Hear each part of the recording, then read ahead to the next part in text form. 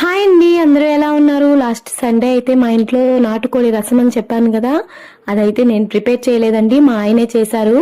నన్ను చేయమన్నారు కానీ నాకు రాదని చెప్పాను. తర్వాత నేనే చేసుకుంటానని ఆయనే చేశారనమాట. మేమైతే చాలా భయపడ్డాము ఎలా చేస్తారో ఏమో అని, కానీ ఆయన మాత్రం చాలా బాగా వంటలు వచ్చినట్టు భలే చేసేసారనమాట. టేస్ట్ ఎలా ఉంటుందో అనుకున్నాం కానీ మా ఇంట్లో అందరికైతే చాలా బాగా నచ్చింది. ఎస్పెషల్లీ పిల్లలు బాగా తిన్నారండి. ఒకసారి తినేవాళ్ళు 2 సార్లు అడిగి మరీ వేసుకొని తిన్నారు.